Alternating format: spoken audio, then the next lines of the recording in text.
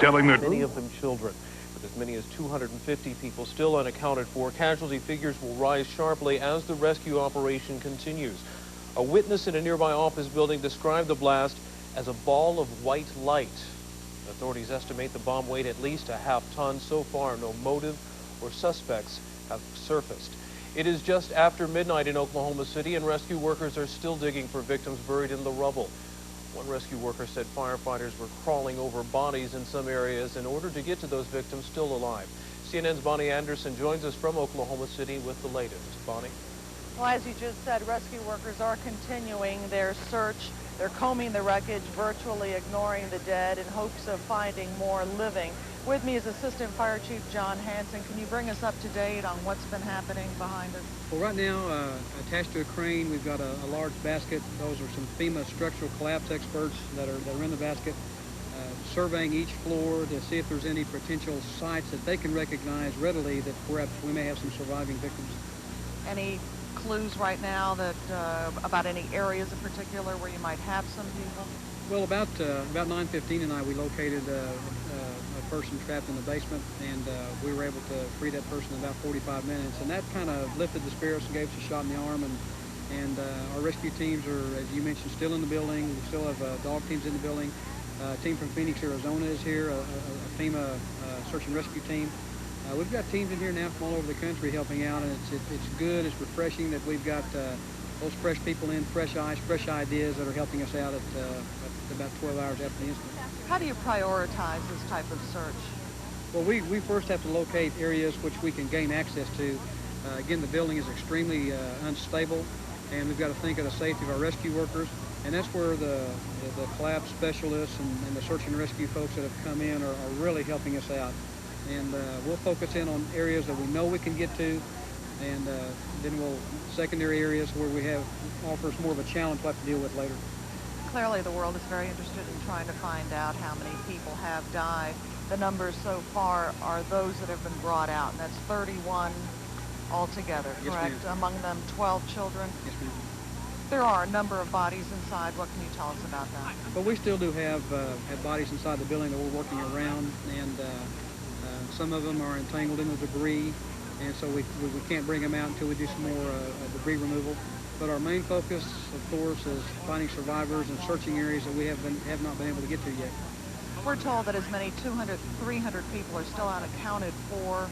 Can you give us an estimate on how many bodies do you think you've seen that are clearly in there? Well, we're just not sure about how many people remain inside the structure.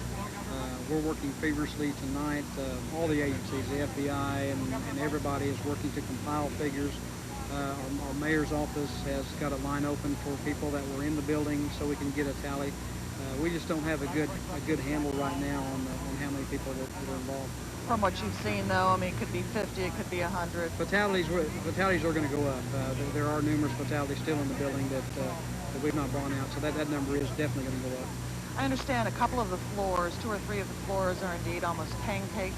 How long will it take before you can actually remove that concrete and search and see what's under there? Well, a lot of that's going to depend on the structural integrity of the building at the point we're working. That's going to dictate what type of machine we have to bring in and how fast we can do that. It's very frustrating for our rescue workers that we can't act as fast as what we normally would, because we have to be careful in removing debris, moving debris, in that we don't cause something on the other side of that mishap. All right, Assistant Chief, thank you very much you, for joining us once again. The governor has declared tomorrow a day of mourning in Oklahoma, and this is the governor who describes his state as a state of rage. I'm Bonnie Anderson, CNN, reporting live from Oklahoma City. All right, Bonnie, thanks for the update. Witnesses say the blast rocked buildings as far away as 30 miles and left a 30-foot wide crater in the street. The blast virtually sheared the 9-story building in half. And when it struck shortly after 9 a.m. local time, hundreds of people ran screaming from nearby office buildings, only to find their city transformed into a war zone. Those victims who managed to escape from the federal building were stunned. And all of a sudden, an explosion went off, and glass came flying in. We checked sure when we got out of the building on R4, okay, and there was one injured pretty severely.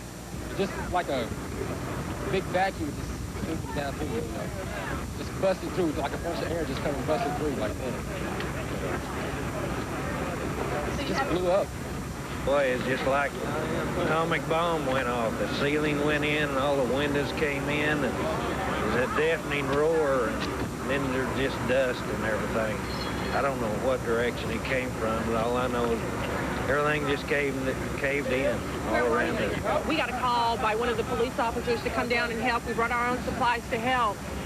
And Debbie's mom works in one of the buildings here, and she can't find her. Her brother has been taken to the hospital. We don't know anything other than that. I just woke up and I was covered with glass. I didn't know what was going on.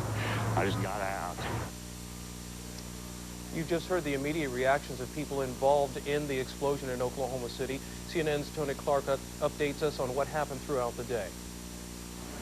Rescue crews were hampered by rain and lightning as they worked through the night in an attempt to find survivors amid the mass of rubble. Bright lights flooded the ripped-open building. Dogs were brought in, and highly sensitive microphones were used in hopes of finding people still alive. All of us in Oklahoma intend, and we would ask certainly our fellow Americans to join hands and pray that we can find some survivors this evening. It is a scene of tremendous destruction. The entire north side of the 9-story building has been blown away. Concrete floors have toppled on one another, leaving scores of injured and fears of a large death toll. When we were released to come out, the coroner had indicated that he needed 100 more body bags, so he wouldn't ask for that if he didn't need it. At one point, rescuers found a woman trapped under debris and had to amputate her leg in order to free her. She was lying in water. She was hypothermic. Her blood pressure was falling. There was really no choice. We couldn't lift anything to extract her, and the only choice really was to either do that or to die. The apparent bomb blast shattered windows and blew away sides of buildings all over downtown Oklahoma City. More than 100 people were taken to area hospitals suffering from cuts, broken bones, and other injuries. The majority of the injuries were lacerations, some of them severe. We had a number of head trauma. We had 6 patients that are in intensive care at this time in critical condition as a result of that. While the search continues for survivors, the FBI and other federal agencies are trying to determine who's responsible for this disaster. The blast occurred on the 2nd anniversary of the fire that destroyed the Branch Davidian compound outside Waco, Texas. But FBI officials say it's too early to tell if there was any connection. We have at this time no assumptions with regard to who caused this particular bombing. And we have had hundreds, if not thousands, of leads from individuals calling in to reputed eyewitnesses. Each one of those is treated very seriously. Bomb experts say the destruction appears to indicate a car bomb loaded with more than 1,000 pounds of explosives. The twisted axle of what may have been the car with the explosives was found 2 blocks from the federal building. Officials say it will take days to clear away all of the debris, and as that happens, the death toll will continue to rise. Tony Clark, CNN, Oklahoma City.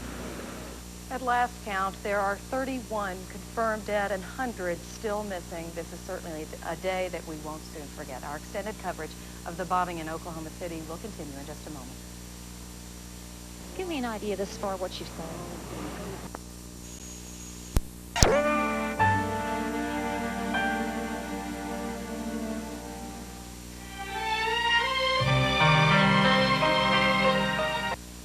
From the first pitch to the final out.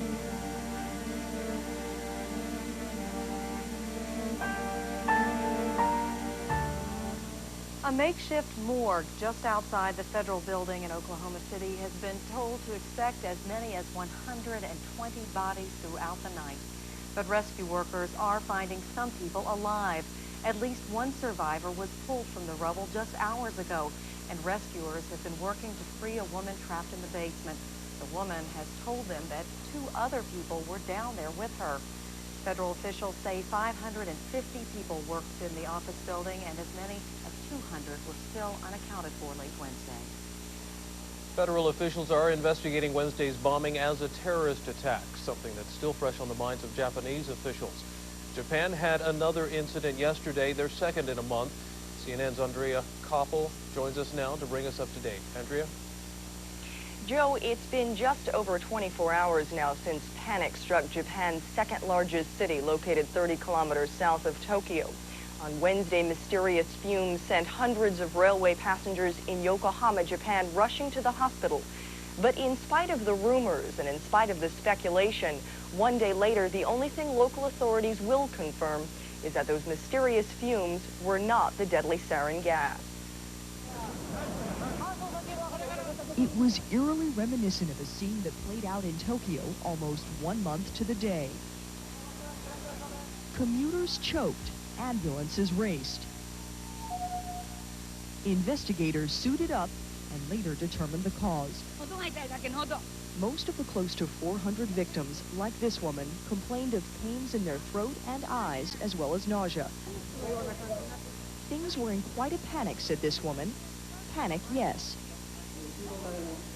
But while the March 20th sarin gas attack on the Tokyo subway system killed 12 people and sickened more than 5,000 others, no one died in Wednesday's incident in Yokohama, which affected lunchtime passengers on one train carriage. That single carriage stopped at 3 stations before help arrived. The company that owns the train said the fumes appeared to have come from air conditioners on board, which had just been turned on for the first time this season. Wednesday's incident is yet another reason for Japanese citizens to feel less than secure.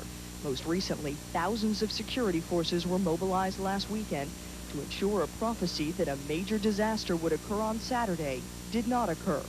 Police paid attention because the prophecy had been issued by the doomsday cult Aum Shinrikyo, the prime suspect in the Tokyo subway attack. Still, prime suspect or not, no one in Aum Shinrikyo has been charged or arrested in connection with last month's attack. And as for Wednesday's incident, and I want to stress incident because no one is yet calling this or may call this an attack, no one has been charged or no one has claimed responsibility for that incident. Where does that leave the Japanese public? Well, they're stuck in the middle. I just rode the subway, and when I was on, I thought, could I be next? We didn't really have any public fear or major crime problems, so we really didn't know about what this was all about until the sarin attack. We came to Tokyo today for a field trip, and my mom said before I left, maybe it's better if you didn't go. Riding the train can mean meeting your destiny.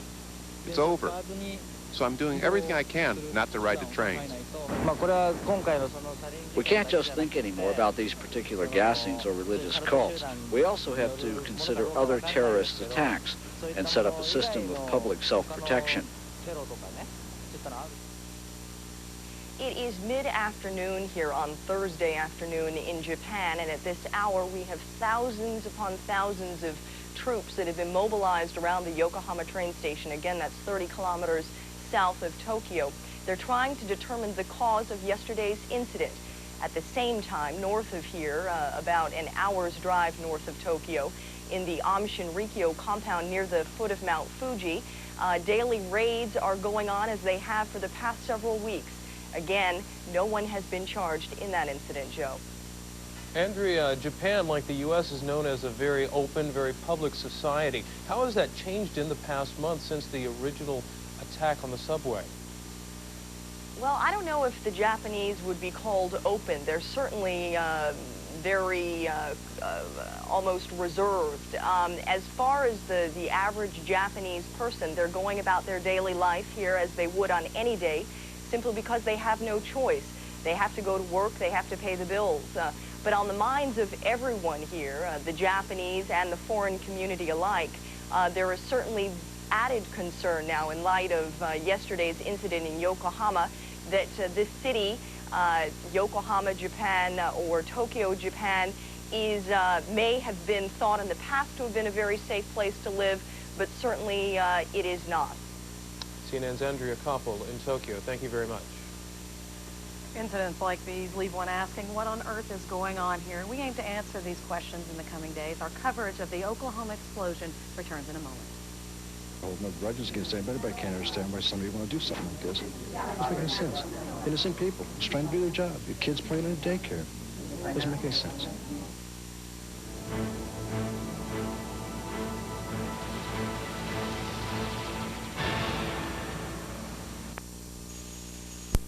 Seen a live picture of the continuing rescue efforts at the bomb site in Oklahoma City. And as the scope of the Oklahoma bombing became known, offers of help began pouring in from around the country. Oklahoma Governor Frank Keating says he's grateful for the offers, and he reserves special recognition for the home folks. I also want to thank the people of Oklahoma City, for their outpouring of courage and commitment and compassion for those who have been injured. It really is remarkable, the lines that have appeared in front of the Red Cross and in front of hospitals to give blood. We intend to honor the dead and honor the living by finding out who did this and never permitting this conduct to recur. Keating says whoever is responsible for the bombing is, quote, an animal. The powerful blast left a crater 30 feet long and 8 feet deep. CNN affiliate KWTV took cameras into that crater. The result is an especially devastating view of the damage.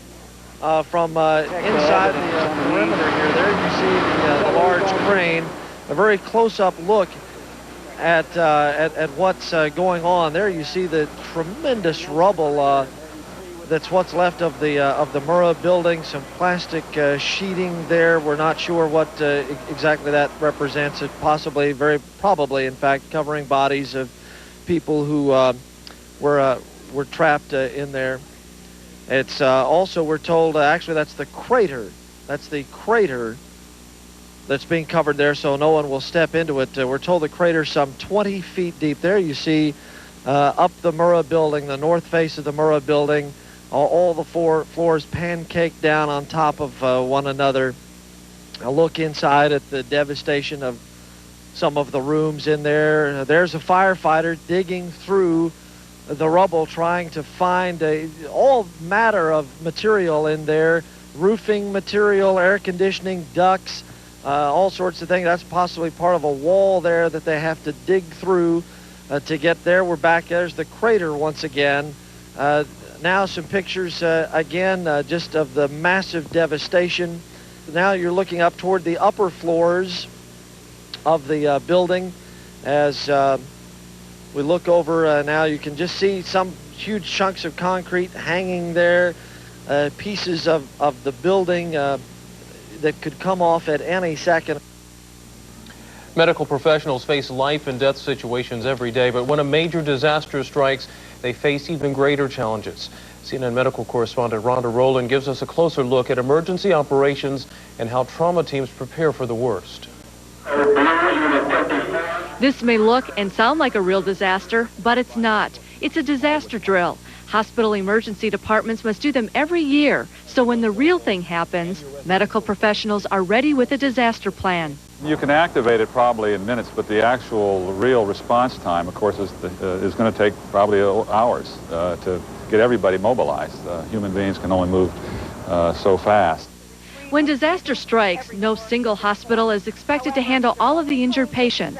So you don't get all the chest injuries, for instance, going to one hospital, overwhelming the emergency room and the operating room. So you may distribute 2 here, 4 here, 3 to another hospital.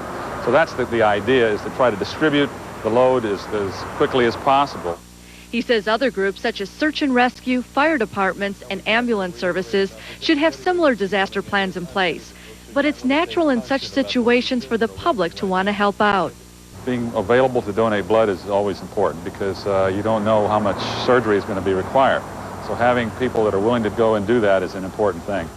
For those concerned about the well-being of friends and loved ones, hospitals have systems in place to gather information. Understand that it takes a while for this to happen, this to process.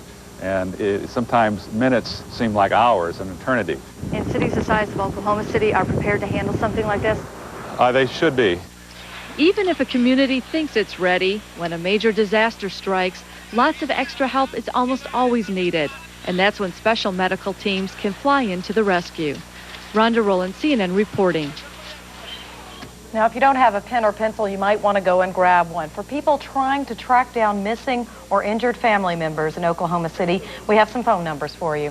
These are the numbers for 4 medical facilities. First, St. Anthony's Hospital at area code 405-231-3310. A University Hospital is at 405-271-4700. The Baptist Medical Center is 405-949-3181. And the Presbyterian Hospital is at 405-271-4266. And for people who want to help, you can call the Red Cross at 800-HELP-NOW. Coming up, we'll have international reaction to the bombing. Stay with us. Might have the desk, and there just wasn't any building left around us. Really? So our whole office area is gone. So if you weren't under that desk, you wouldn't have made it? Well, my floor was okay, and the ceiling had come down, but there was still concrete above, so it was just a corner of the office that was left that we were in. Everybody else that we worked with is gone. 1 people dead and more than 200 injured from the Wednesday morning bombing. Dozens of people are still believed trapped inside the 9-story federal building. At least 3 were pulled from the rubble Wednesday night, but 2 died a short time later. Rescue efforts are going to continue around the clock, weather permitting. So far, no motive or suspects have surfaced. Much of the world is expressing shock at the Oklahoma City bombing. CNN's Jim Clancy is standing by in London with the European reaction. Jim? Well, Joe, here in Britain, there has been shock. There is much surprise. As the Daily Mail put it in its headline this morning, bombers hit the heart of America. There is surprise here because many people did not see a quiet center of the United States as a likely target. It reminds everyone here of how vulnerable they may be. It reminds them of how widespread, how prevalent terrorism is. Of course, people are also at the same time wondering who could be responsible. And here, the London Times speculated that the suspicion falls on Islamic militants as well as the Davidian, the Branch Davidian cult of David Koresh.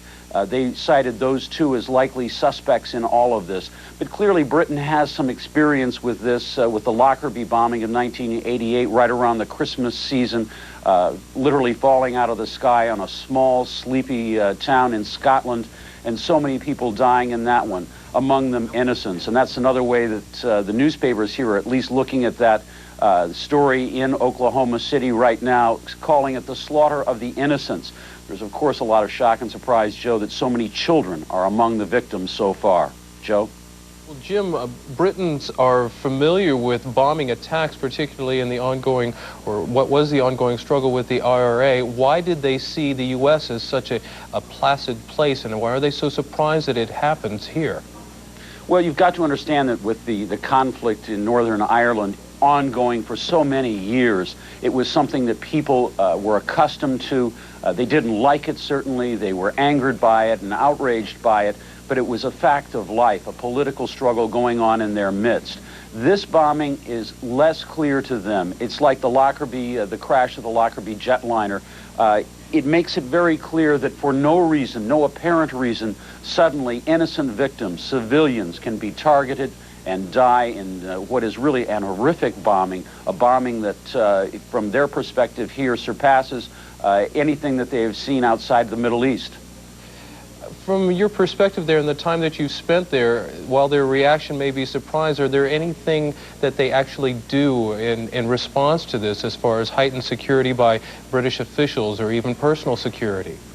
Well, I think that, like so many Americans, they realize that against a bombing like this, there simply isn't that much you can do. You've got to understand that London, of course, has seen some bombings. The IRA literally destroyed entire city blocks of this city during its campaign here on the mainland in Britain.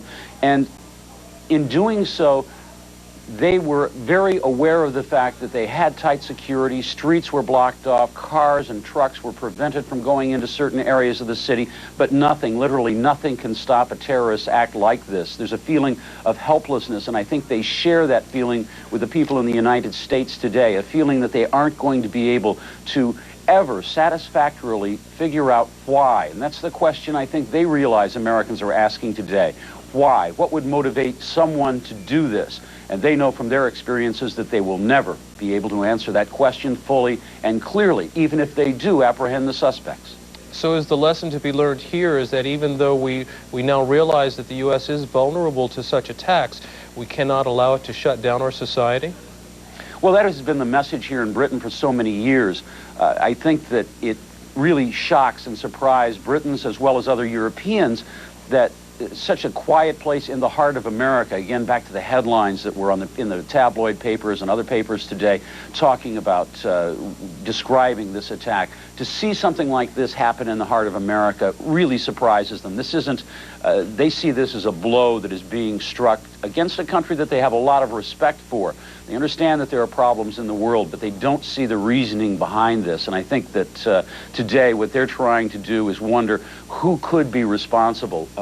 It's not as clear-cut a case as the conflict in Northern Ireland. It is not as perhaps as clear-cut as Middle East problems that have emerged. No one knows yet, of course, who is responsible. People are going to be looking for that. But again, as I have said, I think that they realize from their long experience with terrorism in this country, with a battle between two sides that is fought in the streets in which innocent civilians are regularly caught in the crossfire, there's simply no explanation for why innocents have to die, for why people will target innocents as a way of making either a political or some military kind of a statement. It is an understanding of terrorism that only comes after literally decades of experience. CNN's Jim Clancy in London. Thank you very much. Kathleen? There is still much more to come on the Oklahoma City bombing coming up. Stay with us. I know that they had to get a chainsaw, and they were cutting something around me. I still can't see anything at this point. They freed one of my arms, and it kind of created a passageway to my mouth, and they passed me down an oxygen tube. And one of the guys reached his hand down in there and, you know, held my hand and everything. They were really wonderful.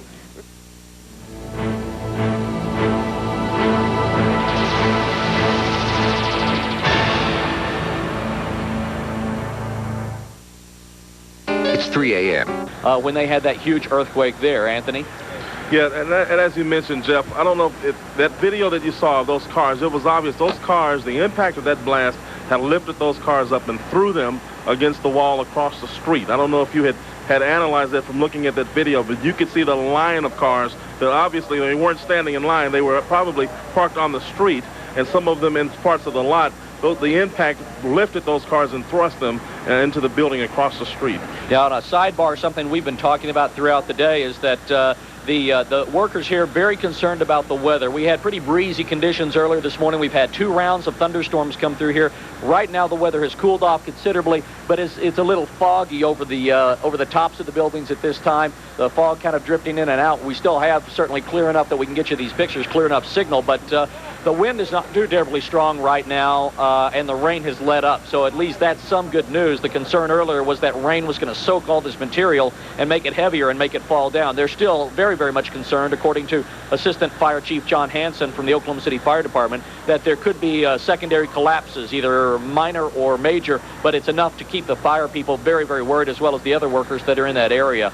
I'm not sure what that stuff is that we're seeing blowing across the bottom of the screen there. I wonder if Dan Anderson, if he can hear me, if he can kind of zoom in and keep it low. There was some material that seemed to be blowing from left to right across there.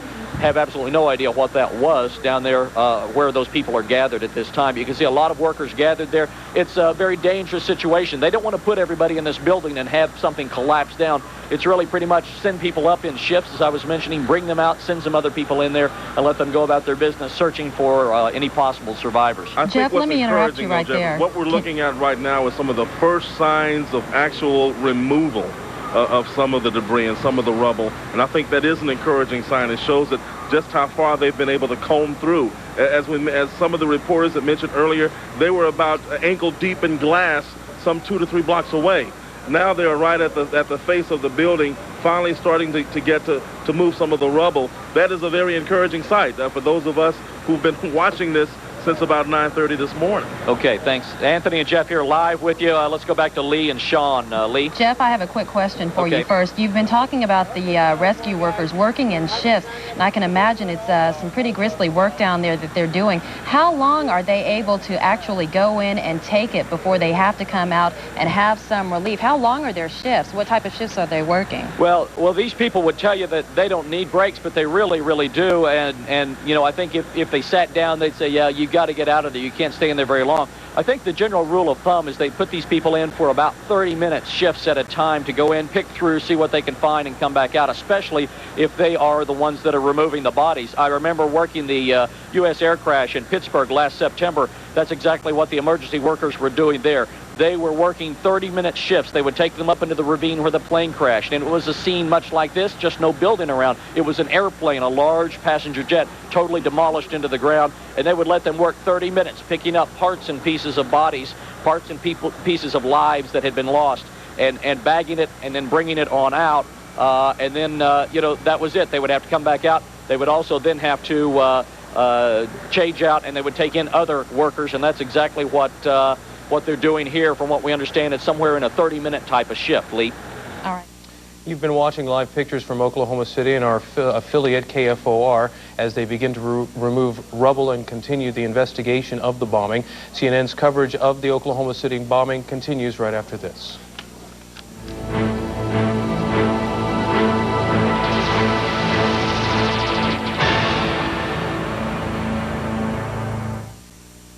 It's 3 a.m., and you've got to get the year's most important contract to your company's biggest client overseas. And guess what? The fax just won't go through. What are your options? Well, now there's a new option. Call 1-800-THROUGH-FAX, and AT&T's International Fax Service Center will help you solve the problem. Only AT&T guarantees to get your international fax there. Or we'll send it overnight. AT&T, for the life of your business.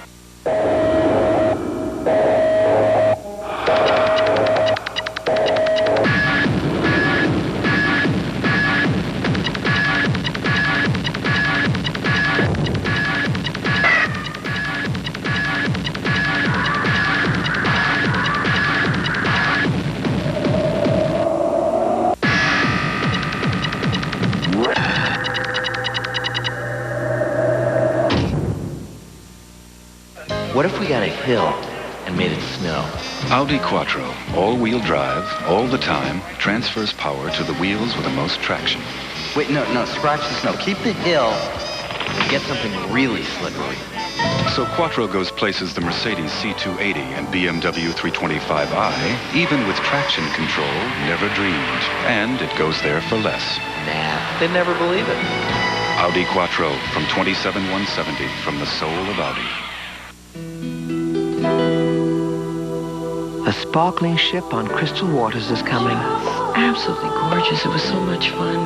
The perfect lobster is coming. Our waiters, they would do anything for us, any time. Perfection is coming. It's like a gift from the captain. Memories are coming. 7 days in Royal Caribbean's Caribbean are coming.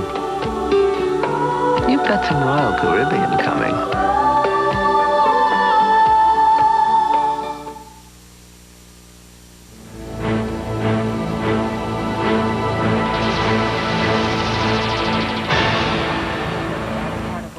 You're looking at live pictures from CNN affiliate KFOR in Oklahoma City.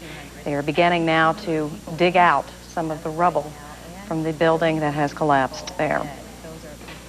To give you some idea of the impact of this explosion, we're told that the axle from the car where the bomb was believed to have been planted was found some 2 blocks away. What long-term effects will the Oklahoma City bombing have on the way U.S. citizens live their lives? And will security measures be overhauled at federal facilities? Joining us now from Los Angeles to talk about the impact of the blast, political scientist Jeffrey Simon. He is the author of the book, The Terrorist Trap, and a consultant to the security firm Kroll Associates. Mr. Simon, thanks for being with us. Thank you. Tell me, are you surprised that something like this could happen in Oklahoma? Not at all, and the reason is that, as tragic as this event is, it fits the pattern of terrorism in terms of terrorists always looking to either escalate their attacks or pick new targets. When we had the World Trade Center bombing, it shocked America because it showed that we could not remain invulnerable to terrorism. But as time went on, I think a lot of people began thinking, well, the worst was over. They would only attack large urban centers on the East Coast, financial centers, and terrorists will always want to keep victims and the countries they attack off guard. And so now we see a shift in a tactic in terms of attacking the heartland of America, which nobody was expecting. But it was predictable in the sense of every country in the world virtually has seen terrorists continue to escalate their attacks. Are you surprised that it could happen in a federal building? I have a relative who works in a federal office in Florida, and she says that the security there is sometimes lax. Was this just bound to happen? Yes, because at certain points you can simply drive that car up in front of the building, set off the explosives, and either with the World Trade Center bombing, they drove right into the garage, and in suicide attacks, you go right into the building.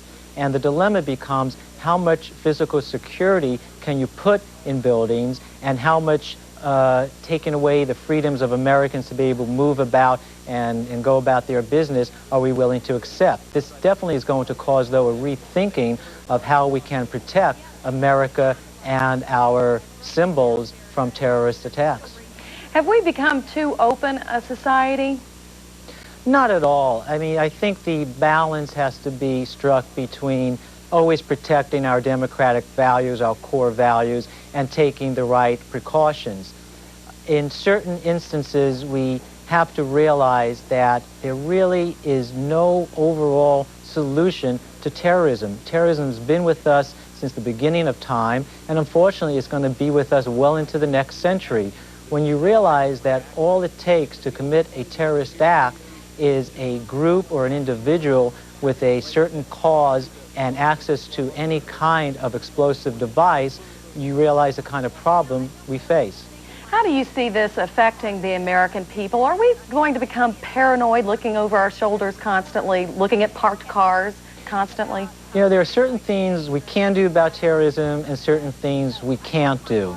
One of the things definitely is I don't think there's anything wrong with Americans becoming more security conscious and security awareness level rising, just as other people around in different countries who have experienced terrorism more than we have done. But at the same time, we have to realize that one of the things the terrorists thrive upon is creating panic, fear, and disruption in our lives. And they're seeing this with what is happening now in the aftermath of the Oklahoma City tragedy.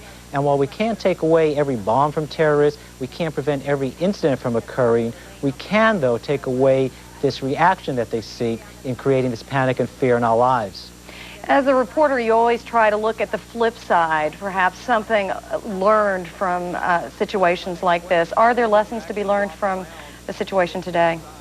Yes, there are. And one is that, unfortunately, in many respects, we're seeing America almost catching up with the rest of the world in terms of being victimized by terrorism. Historically, we have always been a high target internationally, but domestically, it's been less numbers, but more high-profile incidents, such as the World Trade Center bombing. But what we have to take away from this incident is that even with the end of the Cold War, there's a lot of groups, there's a lot of extremists, there's a lot of various kinds of causes out there to which violence is what they are seeking, and violence is how they perpetrate their acts. And I think what we have to learn is that we're going to have to continue to focus on better intelligence, better physical security to deal with this threat.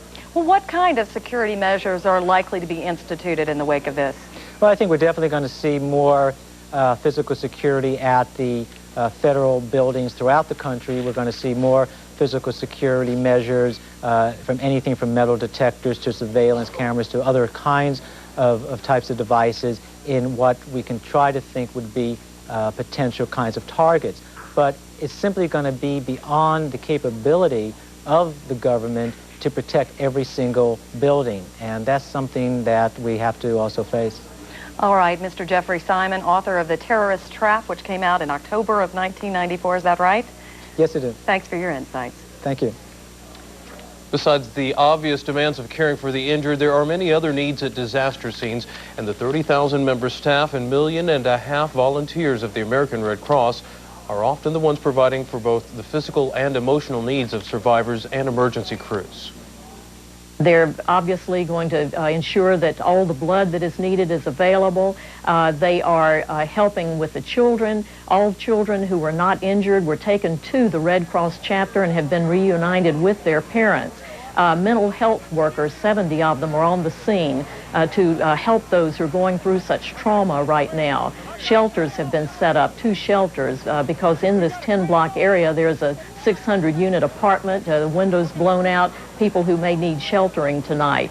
So whether it's emergency response vehicles providing food and water and blankets or any other emergency attention, Red Cross is on the scene. Right now we have about 300 volunteers. If indeed the local chapter feels that additional assistance is needed from outside, there will be others from neighboring areas who will come in to join them. But right now the 300 are doing exceptionally good work. Oklahoma's governor said hundreds of people showed up all over the state to donate blood because of the disaster. As if anything need be added to the sense of horror, many of the casualties in Oklahoma City are children. The second floor of the federal building housed a daycare center for children of employees, and a nearby YMCA daycare center also was damaged by the blast. While one reaction of adults is, of course, how could anyone do this? Another reaction witnessed time and again at the blast site, total strangers just doing what had to be done for kids in need. I mean, you're talking not only human lives, but adult lives, but you're talking about children. There was no compassion for anybody. And, you know, this is just a cold-blooded killing. This is just cold-blooded murder any way you put it. She's from the Y daycare. Y daycare? Uh-huh. Okay. And I live up on the 5th floor of the Y, and I'm just helping till her mom gets here. Were you upstairs? Yeah. Yes. What happened? I just woke up and I was covered with glass. I didn't know what was going on. I just got out. Now you're helping out? Uh-huh. Well, I work at night as a guard at the Y, so I was sleeping today. Sure, I was 10 miles away when the bomb went off. It was that strong. What was it like being across the street? I don't know. I think I'm probably still in shock. It was scary. What's your name, sir? Don Crisp.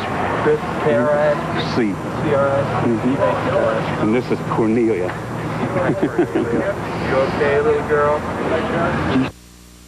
When I first got here to Atlanta in 1979, we had an explosion at a daycare center with a hot water heater, and resulted in about 15 or 20 injuries. And those children, none, thank God, were killed. But interesting point, they seem to handle that much better than the adults, the parents. And children think there's some protective mechanism, I guess, that enables them to do that. And I think that's one of the miracles of childhood, I guess, is that they're able to many times get over that much more than the adults. And hopefully they will heal faster. Mental health counselors will be on hand at emergency shelters to deal with the trauma that both youngsters and adults will be facing. CNN's coverage of the Oklahoma City explosion returns in just a moment.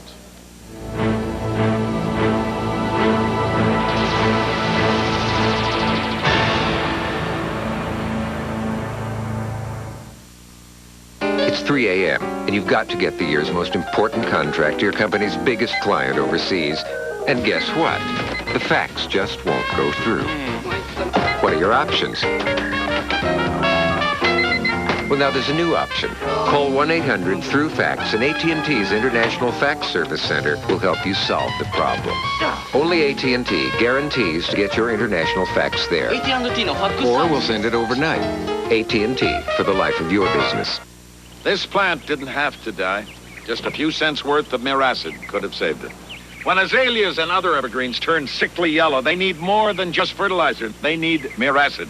You see, ordinary fertilizers just feed, but miracid feeds, ironizes, acidifies, helps restore vigor and beauty. And with miracid in your Miracle Grow feeder, you can keep azalea and other evergreens beautiful year-round. It's so easy. Just drop in and spray on. So fast, you'll treat all your plants in minutes. This is LDL cholesterol. If left untreated, it can clog the walls of coronary arteries and result in heart attack. Although much progress has been made in the fight against heart attack, it is still the leading cause of death for men and women. But there is hope. It may be possible to stymie the destructive process of LDL cholesterol and prevent heart attacks. We're working on it. Call today for a free booklet on heart attacks from America's pharmaceutical research companies. What if you combine a skateboard, nachos, and a music box? how about a VCR, toaster, and a hermit crab?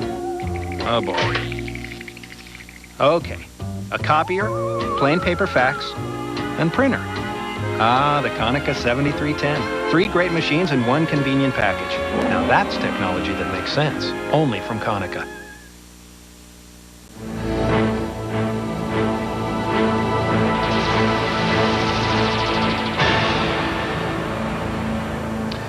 The question most everyone wants answered, why? Why would anyone do such a thing? CNN's Ann McDermott ponders that question in this essay. A bomb goes off. I want to know my daddy. I know. I'm going to see my dad. I'm how to get there, okay? I don't this is just coming to get our sympathy. This is happening. Hearts stop, lives change, children die. We've got a critical. And fear rules. It is one thing to be terrorized by, say, an earthquake, but that is the way of things, a common enough calamity for much of the world.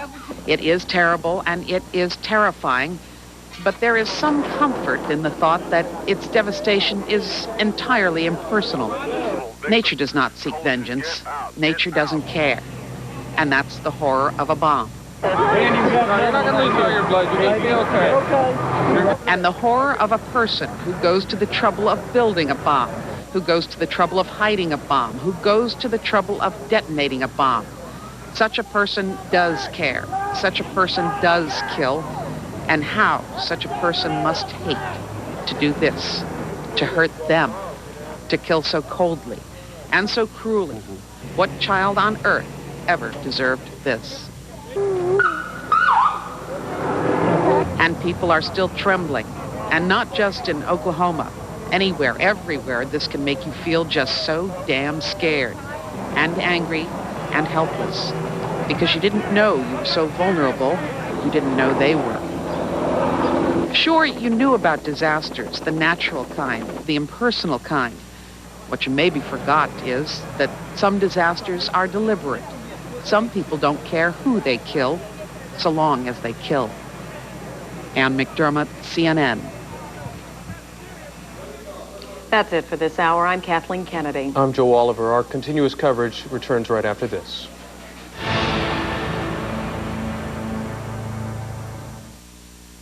A personal guide to the information superhighway. The CNN Computer Connection. Saturday, 3 Eastern on CNN.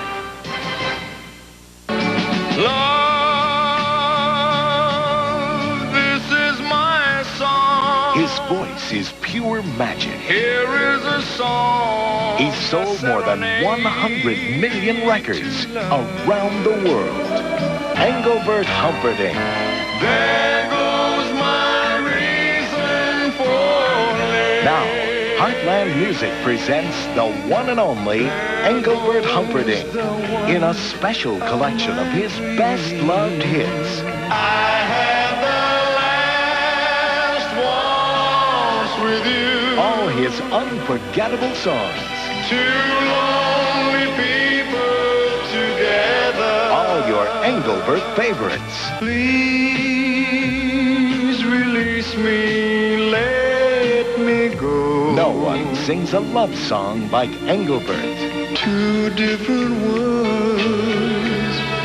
We live in two different worlds. There's a kind of hush. All the songs you love. All over the world. 2 beautiful albums. Tonight you're just too good to be true.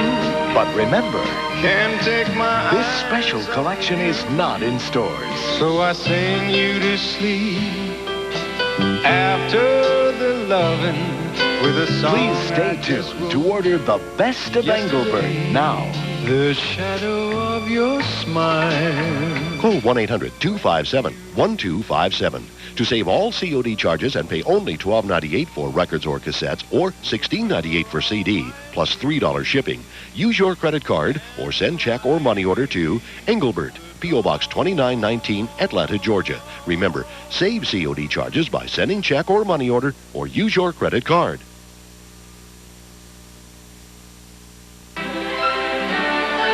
This is CNN.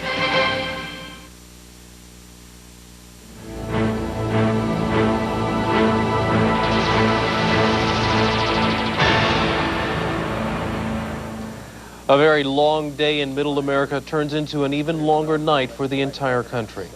Rescue efforts continue non-stop 17 hours after a powerful car bomb rips apart a federal office building in Oklahoma City. Welcome back to our extensive live coverage of the bombing aftermath. I'm Kathleen Kennedy. And I'm Joe Oliver. Thank you for joining us. It has been 17 hours since a bomb ripped open the Alfred P. Murrah Federal Office Building in Oklahoma City, Oklahoma. Rescue workers continue frantically digging through the rubble looking for survivors. CNN's Bonnie Anderson is there and joins us now with the latest. Bonnie?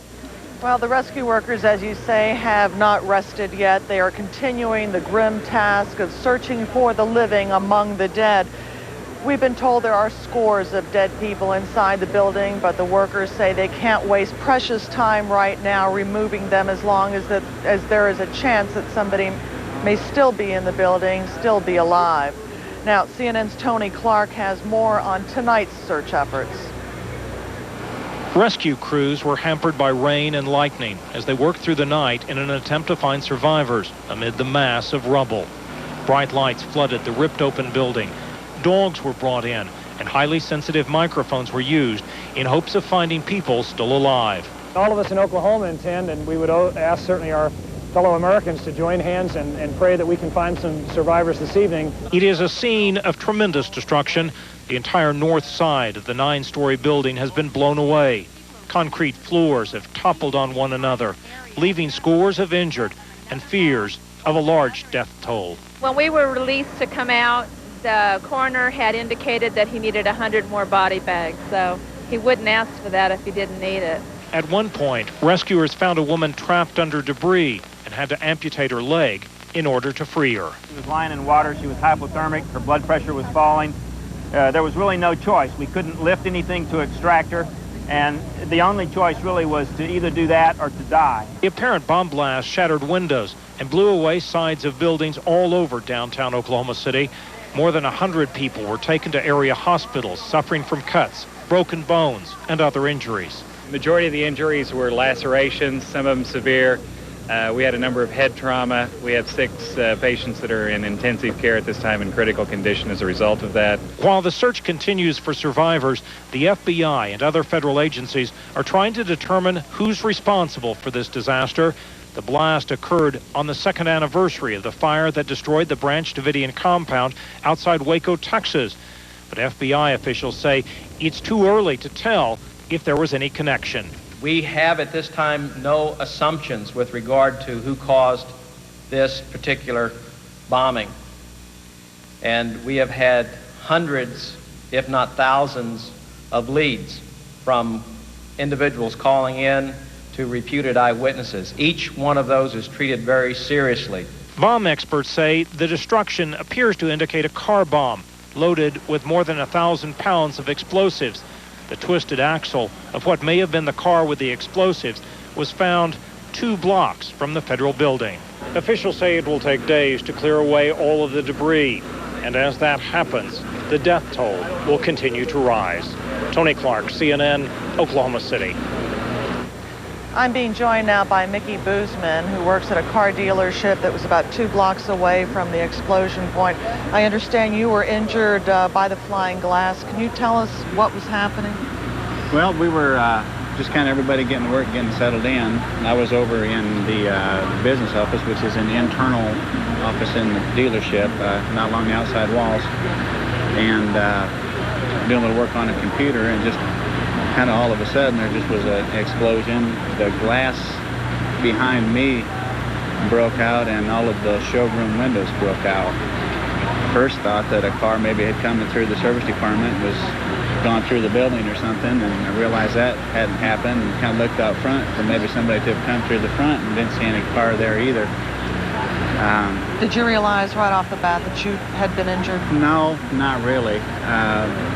I guess just kind of everything was so fast. I got up and was out in the showroom floor kind of checking, you know, looking with everybody else, trying to figure out what had gone on, what had happened. And one of the secretaries thought she had glass in her eyes, so I was going to kind of helped, look at her and see if I could see anything in it, and they started taking care of me. You have stitches in 3 different places in your back? Yeah, the window apparently had come down on my back and it lacerated my back a little bit. And just like I say, everything was fast. Has this sunk in yet? No, not really. It sinks in a lot more standing back here looking at the building again. This morning everything was so fast and so much going on. I don't think anything sunk in really to anybody. As you watch it on television and think about it, it sinks in a little bit. It sank in probably about as much as anything when President Clinton started talking about the bombing in Oklahoma City, when you kind of really realize that that's here and that's what we're involved in. You're looking at the building that sinks in quite a bit. So yeah, it's starting to, and I'm sure tomorrow it will a lot more. Well, I hope you heal well. Thank you for joining us at this hour. I do appreciate it. As we've been reporting, scores of people or dead people are still inside the building. So while the death toll officially stands at 31, that only represents the number of people who have been taken out of the building. And officials here with the rescue efforts say they have seen many, many bodies, perhaps 100, perhaps even more. They won't be getting to that test, though, until they are quite certain that there are no more survivors.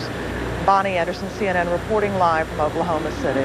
Bonnie, in Tony Clark's report, he had mentioned that the twisted axle that had been found 2 blocks away. Have they indicated whether or not they have found any other possible evidence in their search? At this point, we don't know that information, but what I can tell you is that as we were trying to drive to this point, which is a block and a half away, police had circled on the roads various pieces of debris and had marked it off and were making sure that nobody was running over it. So this at least were pieces of debris that they wanted to examine further. CNN's Bonnie Anderson in Oklahoma City. Thank you very much. The powerful blast left a crater 30 feet long and 8 feet deep. CNN affiliate KWTV took cameras into that crater.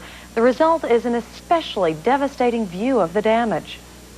From inside the perimeter here, there you see the large crane. A very close-up look at what's going on. There you see the tremendous rubble. That's what's left of the Murrah building. Some plastic sheeting there. We're not sure what exactly that represents. It possibly, very probably, in fact, covering bodies of people who were trapped in there. It's also, we're told, actually that's the crater.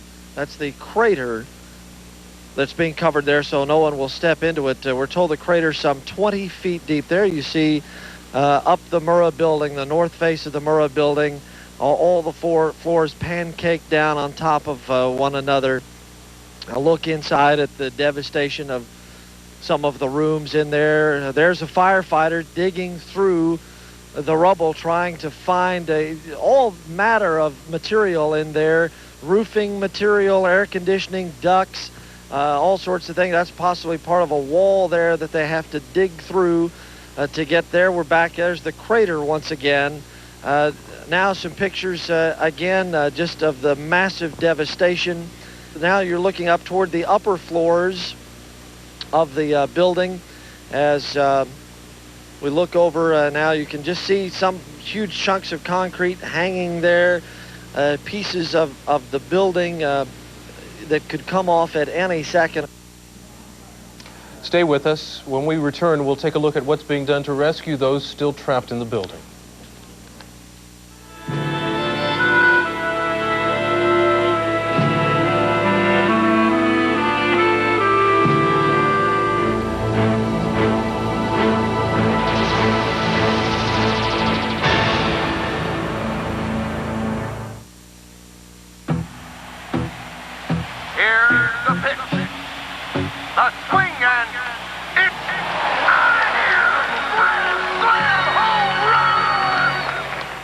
They keep missing out. Those men over 50 who have symptomatic BPH, an enlargement of the prostate which causes urinary symptoms.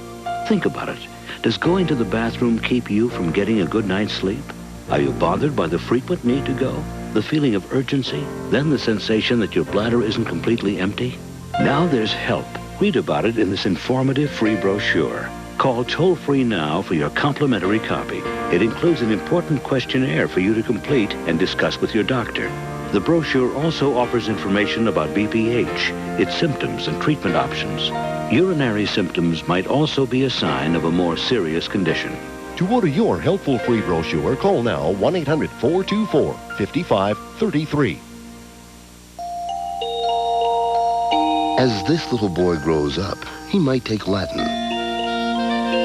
He might take chemistry. He might even take time to learn guitar. Then again, he might take drugs. He might take your wallet, or he might take someone's life.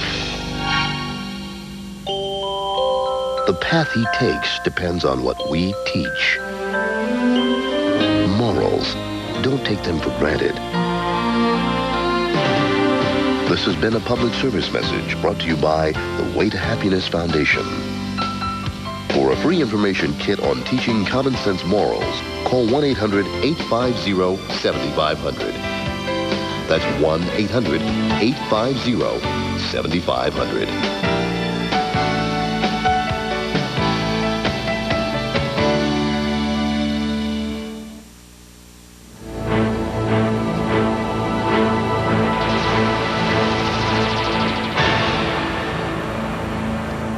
Local, state, and federal law enforcement agencies are working together in Oklahoma City to find anyone still trapped in the building and solve the crime. The Secret Service has sent explosives experts. The Tulsa police are furnishing 2 bomb technicians, 2 dogs, and 1 robot. The Bureau of Alcohol, Tobacco, and Firearms sent 2 national response teams, a mobile command center, 3 explosives technicians, 3 lab technicians, and more than 20 other personnel. The FBI is operating a command post. The Bureau has sent 4 special agents, 4 evidence response teams, bomb technicians, a rapid start team, and more than 50 agents. We have at this time no assumptions with regard to who caused this particular bombing. And we have had hundreds, if not thousands, of leads from individuals calling in to reputed eyewitnesses. Each one of those is treated very seriously. But at this point, we cannot speculate with regard to who is responsible. As far as the military response goes, 2 medevac helicopters, an Air Force rescue squad with 2 ambulances, an Army Ordnance Detachment, and a robot were dispatched. The Oklahoma National Guard is also being used. No one has claimed responsibility yet for what's being called one of the worst terrorist attacks on U.S. soil, but President Clinton is vowing to get to the bottom of the matter. For more on that, here's CNN's Bob Franken in Washington. Bob? Well, Joe, a shaken President Clinton called reporters to the White House briefing room not only to express the shock of the nation, but to issue a stern warning to those responsible for the Oklahoma City bombing. The bombing in Oklahoma City was an attack on innocent children and defenseless citizens. It was an act of cowardice, and it was evil. The United States will not tolerate it, and I will not allow the people of this country to be intimidated by evil cowards. Let there be no room for doubt. We will find the people who did this. When we do, justice will be swift, certain, and severe. These people are killers, and they must be treated like killers. The Attorney General had a similar message that the people responsible would pay. We cannot tell how long it will be before we can say with certainty what occurred and who is responsible. But we will find the perpetrators and we will bring them to justice. 18 U.S.C. Section 844 relates to those who maliciously damage or destroy a federal building. If there is death, if death occurs, the death penalty is available and we will seek it. But right now, not only is this consuming law enforcement officials, in so many parts of the federal government, as CNN's Steve Hurst reports, there is one question uppermost. Who did it? On the minds of top officials nationwide. Defense Secretary William Perry among them. He talked about the subject at a high-level State Department meeting Wednesday. There are two versions of what he had to say. An Australian diplomat who sat in on the meeting among Perry, Secretary of State Warren Christopher, and their Australian counterparts said Perry made the following comment after a discussion of Iran and its sponsorship of terrorism. The Australian said Perry said information about the bombing led him to believe, quote, "We're dealing with the same group we have been concerned about for a year or more." The Australian cautioned, however, that Perry did not specifically tie his comments to any group or region. A Defense Department spokesman said that Perry, after making a presentation about Iraq and Iran, broke in on Christopher, who was changing the topic, to say, and again we quote, "The bombing in Oklahoma City could be the same source because they have identified themselves as the Islamic Front. But, of course, we don't know. Anybody could identify themselves as some group." The department spokesman could not explain why Perry used a specific name and denied that any group had claimed responsibility. The spokesman insisted that Perry had no inside information on the bomber or bombers. A terrorism expert says evidence points to the Middle East. The trademark of this bombing is clearly in the same manner that the bombers who did the World Trade Center, the Buenos Aires Jewish Center last year, as well as the numerous bombings in the Middle East over the past decade. A truck bomb, lots of explosives, basically low-tech type of technology designed to kill as many people as possible. This is not the same type of bomb that has been traditionally used by other terrorist groups in the United States, other than the Islamic militant ones. And for that reason, I believe there's a strong indication that ultimately it's going to go in that direction. But to this point, no U.S. official is talking publicly about information that may point in one direction or another, saying that would only hamper the investigation and perhaps complicate any future trial. Steve Hurst, CNN, the State Department. Meanwhile, Senate and House leaders are already planning for hearings on these matters when Congress returns. Kathleen? All right, thanks, Bob. The Alfred P. Murrah Federal Building in Oklahoma City is 18 years old. This is what it looked like before today. The government building takes up a full block. It's 9 stories tall with 4 underground parking levels. The architect who helped design it spoke with Lyndon Souls earlier today. Wendell Locke says Oklahoma architects are used to taking tornadoes into account in their work, but not bombs. It was a poured in place reinforced concrete structure, which is very common in this area, very sound choice of structural material, and should never have caused any problem under any normal natural conditions. How much of the building was comprised of glass? Because I understand that caused a lot of the injuries today. The north wall, which was the one that I understand the vehicle was parked in front of, had a great deal of glass in it.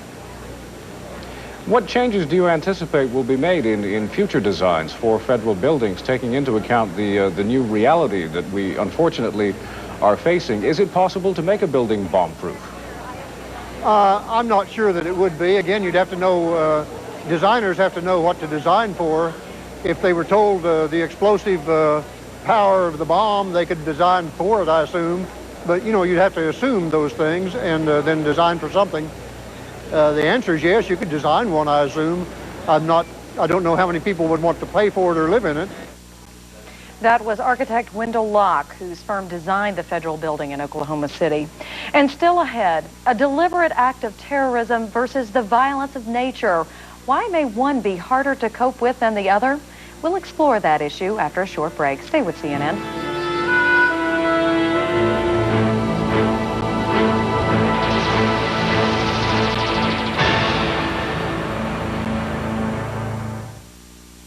Can you figure out the cost of a long-distance call? We haven't studied that yet. What do I look like, a mathematician? You don't need to be a math whiz to save with Sprint Cents. It's the simplest long-distance calling plan yet. Just 10 cents a minute, every evening, every night, and all weekend long. Call now for Sprint Cents and you'll get an extra bonus, up to 100 minutes for free. Okay, but what are you going to pay for a minute of long distance to someone, say, 3,000 miles away? 50 to 60 cents a minute. 80 cents? No, not with Sprint Cents. All your state-to-state calls are just 10 cents a minute for a full 12 hours every weeknight and all weekend long. And Sprint Sense couldn't be simpler. There are no calling circles, no confusing percentages. And remember, if you call now, you'll get up to 100 minutes free. Sprint will even switch you for free. So let's review. What are you going to pay for long distance? 10 little pennies. $10 a minute. I'm talking 1 thin dime. Very good.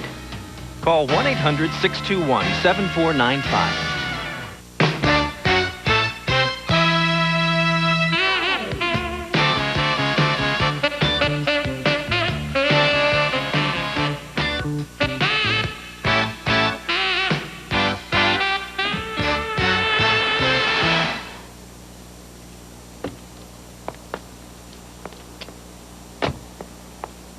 My advice to you is get a prelude. Here's a question for you. You know who sells 1 out of every 8 fax machines sold in America? Office Depot. Taking care of business. Office Depot has thousands of business machines at guaranteed low prices. Copiers from Canon and Xerox.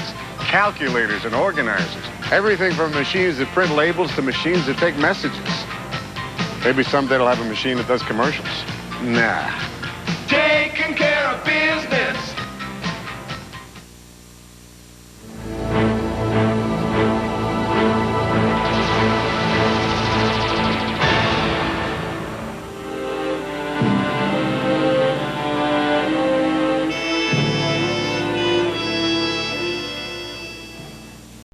What makes this incident especially difficult for many to accept is that it was deliberate. A natural disaster may also cause death and destruction, but the human reaction is totally different, as CNN's Ann McDermott explains. A bomb goes off. Hey, I want to know my dad is. I know, I'm going to say, how do you see my dad? I'm saying how to get there, okay? I don't, this is just coming to get our sympathy. I can't believe this is happening. Hearts stop, lives change, children die. We've got a critical. And fear rules. It is one thing to be terrorized by, say, an earthquake, but that is the way of things, a common enough calamity for much of the world. It is terrible and it is terrifying, but there is some comfort in the thought that its devastation is entirely impersonal. Nature does not seek vengeance. Nature doesn't care. And that's the horror of a bomb. You're not going to lose all your blood. You're going to be okay. And the horror of a person who goes to the trouble of building a bomb, who goes to the trouble of hiding a bomb, who goes to the trouble of detonating a bomb. Such a person does care. Such a person does kill. And how such a person must hate to do this, to hurt them, to kill so coldly and so cruelly. What child on earth ever deserved this? And people are still trembling, and not just in Oklahoma. Anywhere, everywhere, this can make you feel just so damn scared and angry and helpless because you didn't know you were so vulnerable, you didn't know they were. Sure, you knew about disasters, the natural kind, the impersonal kind. What you maybe forgot is that some disasters are deliberate. Some people don't care who they kill, so long as they kill. Ann McDermott, CNN. And investigators in Oklahoma are looking to New York for expertise. New York City experienced a tragedy much like this just a few years ago. And to the extent that our experience with that can help, we're certainly more than willing to help our fellow citizens in Oklahoma, and we'll do anything we can. Because the bomb in Oklahoma City was outside the building, the process of excavating the crater and examining the rubble for evidence will be much easier than it was at the World Trade Center. Structural experts had to shore up the large crater in the Trade Center before bomb squad detectives and other investigators could move in. What followed was a painstaking survey, with searchers checking every piece of debris, sometimes digging with spoons. Their thoroughness paid off. 3 days after the explosion, authorities found a piece of twisted metal with a vehicle identification number, which they traced to a Ryder van rented by Mohammed Salameh. Suddenly all of our frustration turned to jubilation because we knew it was just a question of time before we would start making arrests. And they did. Mohammed Salameh was first to be arrested. With that arrest and the fragmented metal, the investigation unfolded, leading to a storage locker full of bomb-making chemicals and more arrests.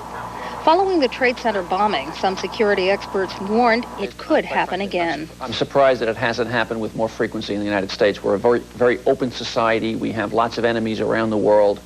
4 men are serving life sentences for the Trade Center bombing. 11 more are on trial.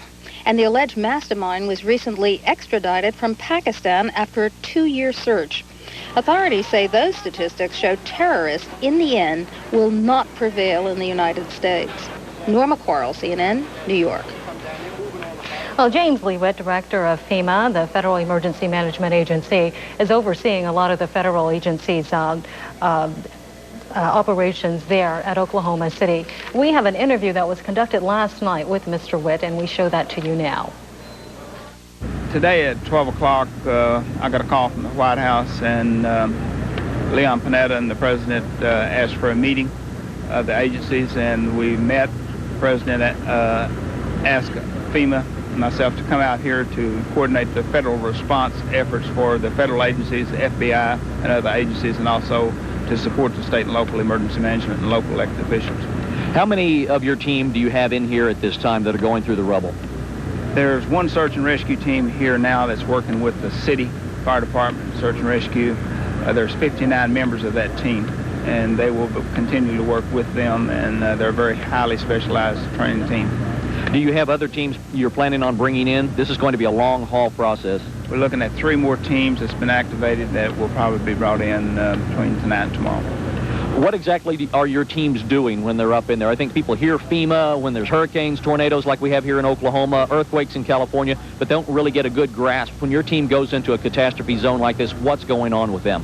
Well, they work very closely with the local teams and the local emergency management and fire. They work hand in hand with them to try to minimize loss of life, also recovery efforts, and the local fire departments and rescue units are doing a wonderful job. The state and local officials have done a great job, and we are here with our mobile emergency response teams out of Denton, Texas, who Buddy Young is the regional director. He brought those up to support the FBI and communications and also our people. And that was Director of FEMA, the Federal Emergency Management Agency, James Lee Witt. Our coverage of the Oklahoma explosion continues. When we come back, we'll go live to the State Department for the latest on the investigation. Also ahead, injured victims flood Oklahoma City hospitals where medical staffs put disaster training to use.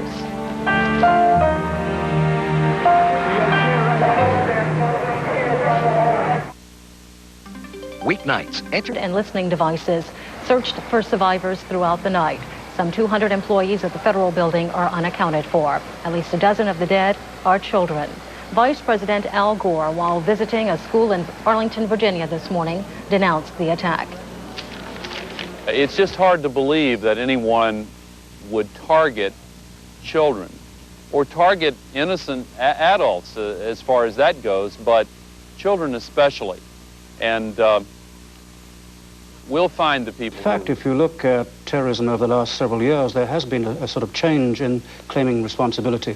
Until about 3 or 4 years ago, most terrorist groups would claim responsibility. As Maggie Thatcher said, publicity is the oxygen upon which terrorist groups exist. Since then, there's been a slow, steady lack of claiming of genuine responsibility for fear, basically, of retaliation. That's true. It used to be that if there was a terrorist incident, no claim of responsibility, it was a fairly safe assumption that it was state-sponsored. Responsibility would be usually claimed by a stateless group or a multi-state group. Here, we don't even know whether it's domestic or international, as Stan correctly said, and there are indications both ways. I think the FBI is doing the right thing, drawing no conclusions but pursuing the leads. Vehicle identified, composite sketches, moving with what certainly to the layman's eye would appear remarkable speed in this investigation. Yes, they are. I think they're making remarkable progress here, but we shouldn't mistake progress for an early conclusion being possible, let alone probable. What do you draw from what you see in terms of the composite sketches, the information coming forth at this time? Again, there is a certain ambiguity that I cannot yet resolve in my own mind. That is this question of how, if indeed we can speculate, are white males in this country cooperating with an international terrorist group. What might the Jordanian-American individual who's referred to as a possible witness be adding to this at this stage? Well, that really is the mystery of the hour, Frank, because it's unclear whether he really is a suspect. Carl Stern indicated that he could be a suspect down the road. Down the road, right. But there was clearly some solid information that led the U.S. to put him on a watch and ask the Brits to return him to us. Would you address the issue of how this global search, because that's what it amounts to. He was returned from Britain. There was an FBI agent, we're told, present in Rome when his bags were searched. How this sort of thing is coordinated, because that's what you worked with. Yes. Since about 1986, there's been a very impressive mechanism in place, an interagency mechanism which permits the FBI, other interested agencies, law enforcement agencies, plus intelligence agencies to work together, coordinate efforts, both on a daily basis, but also following an incident like this. It's very impressive. One of the major aspects of it, of course, is good foreign liaison relationships. Whatever the daily turf wars are, Frank, they get set aside in an incident like this, especially where we have children attacked. You worked on these sorts of things. How much does a $2 million reward, or any kind of reward for that matter, actually contribute to the effort? I think it's an important contribution. Sometimes in a high visibility case like this, some innocent person who may have some knowledge may fear coming forward simply because they don't want to fall into the glare of publicity. $2 million may change their mind. Mr. Bedlington, you started your career as a member of the British Palestine Police. You know the Middle East well, and you know the various factions there well. You've expressed some concern that we need to take a look at the nuances, the differences between various groups, extremists versus fundamentalists, for example. Yes, I think it's very important that people know that there is a major distinction between the sort of people who do carry out terrorist attacks, who we can call Islamic extremists, and those who are mainstream Muslims. I think the difference is quite clearly the willingness to commit violence in order to achieve their ends. The elevation of violence almost to a sixth pillar of Islam, which is contrary to the Quranic teachings. Stan Bedlington, George Terwilliger, thanks very much. We'll be hearing more from you in the days ahead. We appreciate it. And our coverage will continue.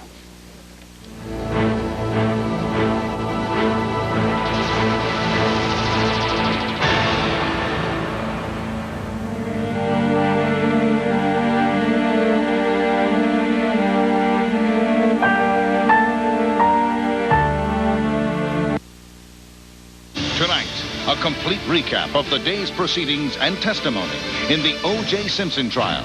Tonight, 11:30 Eastern on CNN. Along New York's East River, which was then a meat processing center. The first Secretary General, Trigva Lee, appointed a design and construction team drawn from 10 countries. In 2 years, they erected a 39-story office tower, as well as the Circular General Assembly Hall and other buildings. Today, the complex is the main base for the UN Secretariat and a meeting place for the General Assembly and Security Council. It has also become a major landmark for New York City, drawing over 500,000 visitors a year from all over the world.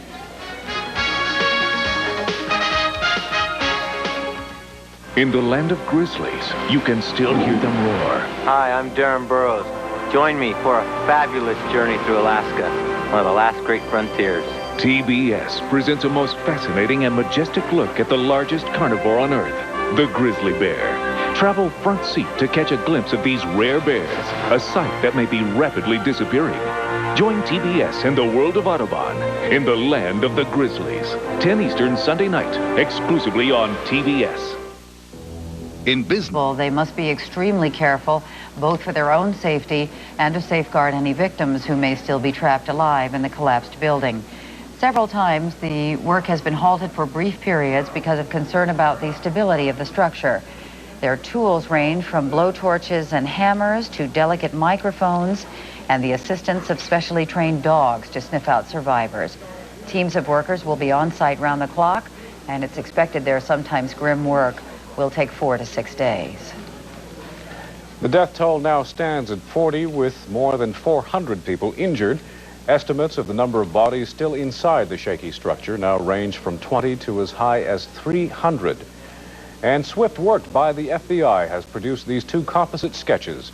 Known only as John Doe suspects, the two white men are described as of medium build, armed and extremely dangerous. A $2 million reward is being offered, and a toll-free number, 800-905-1514, is now set up to take additional leads in the case. Joining us now from Oklahoma City is James Lee Witt, FEMA Director. Welcome, Mr. Pitt. Thank you for joining us. Thank you. Can you hear me all right? Yes, I can hear you fine. We know this has been a long day, a long couple of days for you. And what is the state of the situation right now? How does the rescue effort go? It's going very well. It's really a tremendous cooperative effort between law enforcement, FBI, local law enforcement, and also the local fire chief and his rescue team here in Oklahoma City, and our 6 rescue teams that we brought in. It's very delicate work. They're working very cautiously, not only for their own safety, but just going through, because the building is not stable in several areas, and they're shoring up some areas to get into to look to see if they can find someone.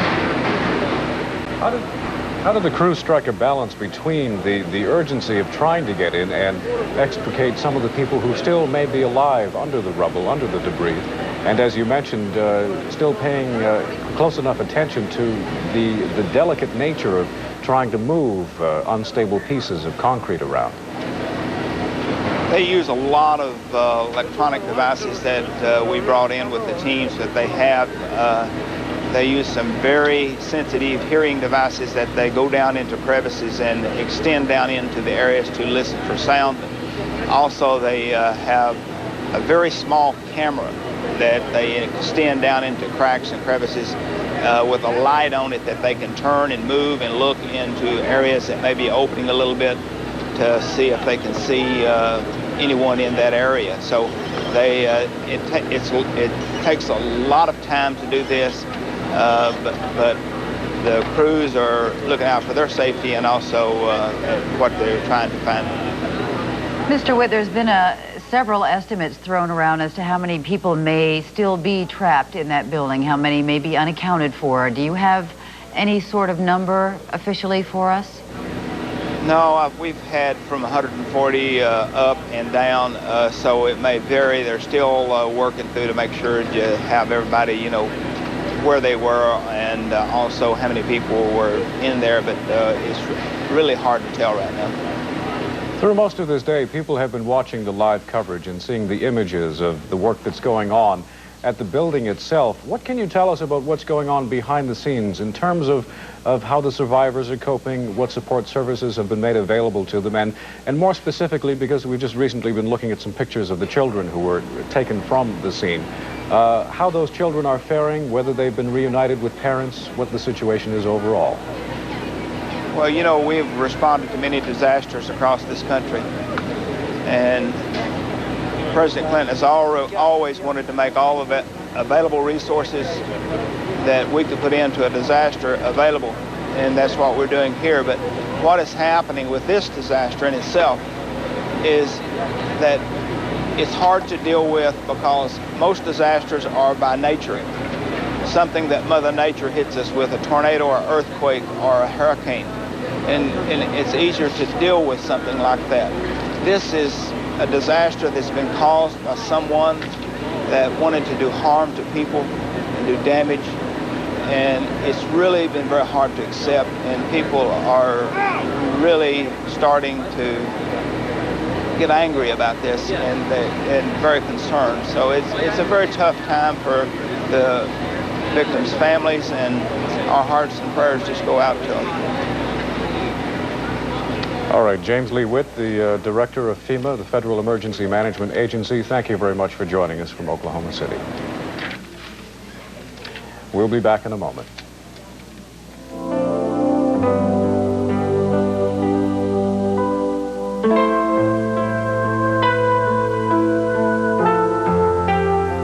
Horrible crime, act of terror in Oklahoma City, an act that underscores the vulnerability in an open society. Well, we've been asking some questions as to how this whole series of events affects opinions and attitudes. We're joined by our Bill Schneider now. Bill, a poll that we've been taking. First of all, how much danger, how much public insecurity have the events of the last several days generated based on our survey? We surveyed people tonight, and we found that the sense of public danger from terrorist acts has gone up, but only slightly. 2 years ago, 12%, that's 1 American in 8, said they felt threatened by acts of terrorism where they live or work. Tonight, the number is 16%. It's about 1 in 6. About the same numbers say that they plan to change their behavior in some way to reduce their chances of becoming a victim. 1 American in 6 feels vulnerable. That's less than you might think. How much confidence is there out there that the terrorists, in fact, will be caught? Well, that's very impressive. Almost 90% of Americans feel confident that the federal law enforcement agencies will catch those responsible. That is an overwhelming vote of confidence. J. Edgar Hoover couldn't have asked for more. And what happens when we catch them? 80% say give them the death penalty as opposed to life imprisonment without a chance for parole. In fact, last year when we found that only 50% favored the death penalty for those convicted of murder over life imprisonment. This, of course, is a brutal mass murder. But ultimately, the United States is and will remain an open society, so it raises the question about being at risk and how much risk there may be. Well, public confidence breaks down on the issue of what the government can do. People aren't sure that the government can do much to prevent terrorist acts. About half say the government can take action to prevent future terrorist acts. About half say there's really not much the government can do. We are, after all, an open society. And in fact, almost half the public believes that similar acts of violence are very likely to occur in the future in this country. People have more confidence in the government's ability to apprehend and punish terrorists than they do in the government's ability to prevent terrorism. How about looking to the future? How about some of the particulars? Well, there are several steps the public say they would be willing to support. Security checkpoints like those at airports, at most office buildings, overwhelmingly supported. Restrict access to federal buildings. The public also wants to tighten up on immigration rules, particularly to restrict visitors from countries with known ties to terrorism and to increase surveillance of citizens from other countries who are visiting the United States. But they draw the line at increasing surveillance of American citizens.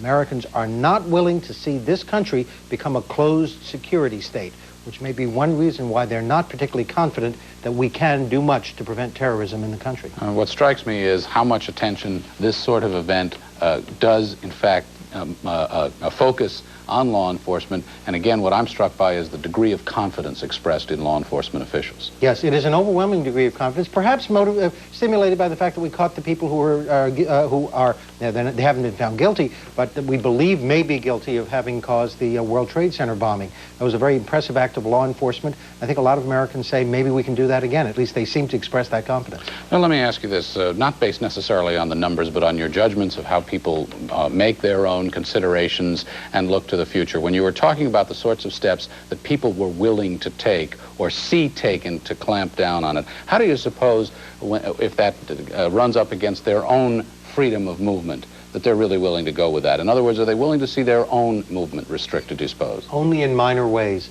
You know, for a while, when we first started surveillance at airports with magnetometers, people said Americans would never stand for that. Now it's become routine for most Americans, and they say they'd be willing to do that when they enter most office buildings. They're willing to accept those kinds of minor inconveniences. But when you talk about increased government surveillance or restricted movements or really serious restrictions on freedom, no, Americans will not put up with that. And again, one of the big problems we have is we can't take serious action until a terrorist act is actually committed.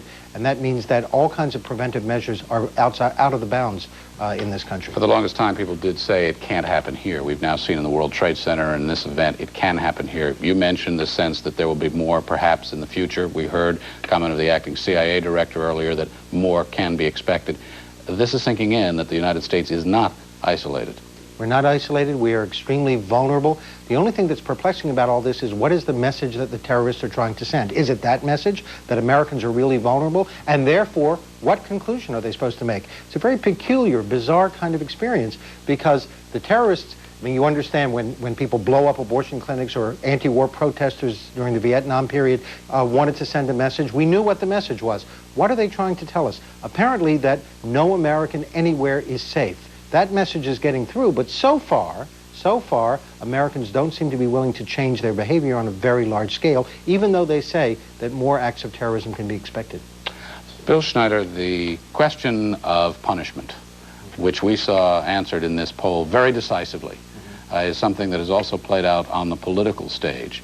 There are pieces of legislation that are moving here in Washington to tighten up still further. Presumably those will move even more quickly now. That's right, they will move quickly. Americans have a great deal of confidence in punishment as a way to deter crime.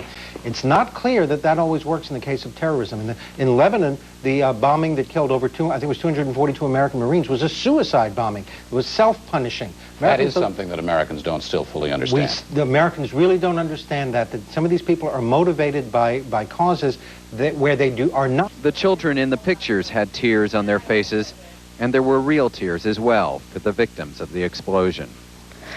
Just thinking what happened that day with the kids. And there's anger. One boy drew his vision of a terrorist's violent execution. So this is the terrorist right here, okay? Yes, and what is, okay. terrorist. Read it again, sweetheart. Rest in pain, terrorist. You are dead. Even though these children are physically unharmed, the explosion inflicted trauma. Some of the students here at Sequoia Elementary School had gone to the Federal Building Daycare Center when they were younger, and many knew families who lost people in the explosion. The students normally feel safe at school, but the sense of security was threatened for the fourth graders who could look right out their classroom window and see smoke rising on the horizon. The curtains blew and everything, and I thought it was gonna rain in the sun. I heard something that sounds like a large bolt of lightning hitting down. On any other day, social worker Frank Galt would be in his office at the Department of Human Services. My daughter's here, and I knew that she was pretty weirded out by what happened yesterday here, and I knew there'd be a lot of kids that were processing it on a bunch of different levels, so I felt useless being at my work and felt I could do more good here. He talked to groups of 4th and 5th grade students. The kids needed an opportunity to talk, to know that everybody has pretty much the same feelings. Everybody's scared, everybody's angry, everybody's hurt by this, and you kind of have to let them go through that process. Even if children don't say they're scared, experts say there may be other signs. A talkative child may become quiet, while a normally quiet child chatters on. A school district counselor talked individually with children if their parents or teachers said they were having special problems. Members of our class, the students, the teacher, and tell me what to write. Teachers told their students they are still safe at school and tried to carry on class as usual. Most counselors will tell us that students need to not change their routine very much. However, we've set aside time in the morning for each one of the teachers to take time with their students to answer questions, to discuss the situation, because it is a high topic of conversation.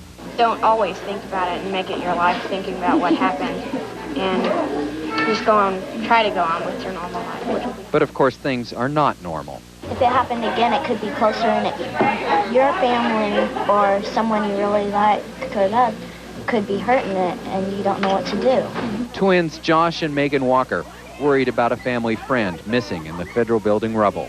Try to go to sleep, but couldn't get rested because we're worried about our friends. Do you have friends who live in other cities, other states? Yeah. What would you tell them if you were on the phone with them right now? Just to pay for Oklahoma. And we're scared. These wounds to children's spirits are ones that no bandage nor splint can heal. Andrew Holtz, CNN, Oklahoma City. And bring in a guy in a protective suit to investigate. In these uneasy days, this is what happened when someone left a bag on a bench in front of several Manhattan courthouses. From being asked to show ID to being evacuated on account of a telephone threat. The building is closed. Please clear the area. New Yorkers have gotten used to it, but will the rest of the country have to? What Oklahoma City shows us is that the people in Omaha and Springfield and Minneapolis can't sit back and say, oh, it's going to happen in Washington, D.C. and New York. Oklahoma City makes the entire United States a target.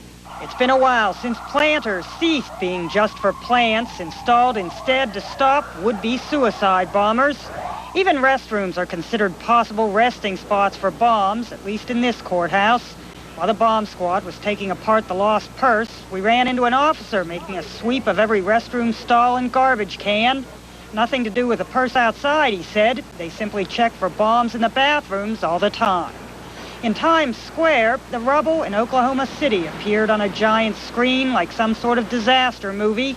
It reminded some of home. Coming from Ireland, we're kind of used to some bombs in Belfast and stuff like that. Some New Yorkers were unfazed. didn't affect me that much. I was in the World Trade Center when it blew up. So after that, everything is kind of tame by comparison. Not to Ray Echeverria. He saw the World Trade Center blast from another angle, buried in rubble for 4 hours. It was a total reliving everything that happened to me. And I had tears in my eyes because I know what those poor people are going through inside that building. But despite the death toll, the main problem is not to overreact to this, because in the final analysis, you have to live your life and you have to remain an open society. for a while, residents in big cities can expect bomb scares and evacuations. Jeannie Moe, CNN, New York. And of course, CNN's live coverage of the Oklahoma City bombing will continue through the night. For our viewers in the U.S. and Canada, Sports Tonight is coming up next. I'm Lyndon Soles. Thank you for joining us. And I'm Bobby Batista. We leave you now with prayers for the living and the dead. Friends and relatives of victims from the Oklahoma City bomb blast gathered this evening in what will surely be the first of many memorial services for those killed or missing in Wednesday's tragic explosion.